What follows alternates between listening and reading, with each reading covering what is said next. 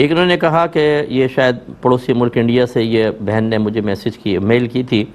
کہ ہمارے یہاں اگر کوئی عورت حالت حیض میں ہے اور پڑوس میں اس کو پتہ چلے کہ کوئی نبی کریم صلی اللہ علیہ وسلم کے جبہ مبارکہ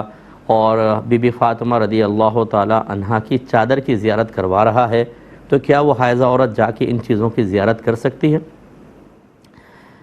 دیکھیں، پہلی بات تو یہ کہ اس سے قطع نظر کہ ہم اس پہ کلام کریں کہ ان میں کوئی حقیقت ہے یا نہیں، اس کو چھوڑ دیں، فرض کر لیں ہے، پھر بھی حائضہ خاتون بالکل اس حالت میں، اسی طرح اگر کوئی جنبی ہے تو اس حالت میں جا کے زیارت کر سکتا ہے، اس میں کوئی حرج نہیں ہے، کیونکہ شریعت نے اس سے منع نہیں کیا۔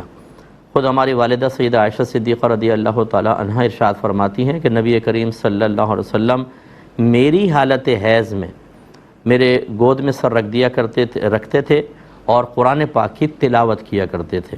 ایسی فرماتی ہیں سرکار بعض اوقات معتکف ہوتے تو آپ کھڑکی سے اپنا سر اقدس اس طرف کرتے اور میں آپ کے بالوں میں کنگھا کیا کرتی تھیں۔ اسی طرح فرماتی ہیں میں حالت حیض میں ہوتی تو بعض اوقات میں بوٹی کھاتی ہڈی کے اندر تو سرکار اس کو لے کے وہیں سے تناول فرماتے، اور اسی طرح اگر میں کوئی پانی پیتی تو پیالے کے اسی جگہ سے آپ پیا کرتے تھے، یہ اظہار محبت کے لیے تھا۔ اس سے معلوم ہوا کہ کوئی حیض ایسی چیز نہیں ہے، جنابت ایسی چیز نہیں ہے کہ چھٹ کر کسی کو لگ جائے، اور اس میں بے ادبی کو کوئی پہلو نہیں کہ یہاں تو چبہ ہے اور وہاں خود میرے آقا صلی اللہ علیہ وسلم سراپا ظاہری حیات کے ساتھ ہیں، تو اگر یہ ناجائز ہو تو وہ بدرجہ اولا ناجائز ہونا چاہیے تھا، لیکن جب اس میں جواز ہے تو اس میں بالکل جواز ہوگا۔ اور اب یہ کہ یہ سرکار کا جبہ ہے اور بی بی فاطمہ کی چادر، بی بی فاطمہ کی چادر کہاں سے آ گئی یہ سوچئے، کس کے پاس؟ کبھی کہتے ہیں بی بی فاطمہ کے سر کا بال، یہ لوگوں نے کمانے کے دھندے بنا رکھے ہیں، یہ چیزیں بی بی فاطمہ کی چیزیں کیسے آپ تک پہنچ گئیں؟ وہ تو انتہائی پردے میں رہا کرتی تھیں، ان کے بال مبارکہ کسی کو مل جائیں، یہ مجھے تو پاسبل نہیں لگتا ہے۔ جو یہ وصیت کریں کہ مجھے رات میں دفنانا تاکہ میرے جنازے پر بھی کسی نامحرم کی نگاہ نہ پڑے، اور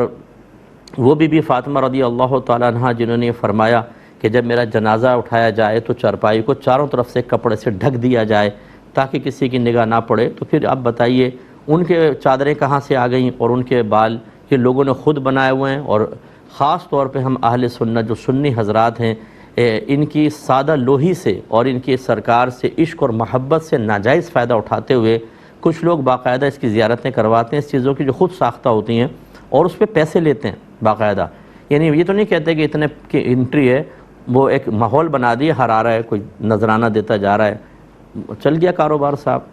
نہ قرآن پڑھنے کی فرصت، نہ حدیث پڑھنے کی فرصت، نہ گناہوں سے بچنے کا شعور، نہ 5 وقت نمازیں پڑھیں گے، ان چیزوں کے اندر جو ہے وہ مشغولیت، اور وہ بھی بغیر کسی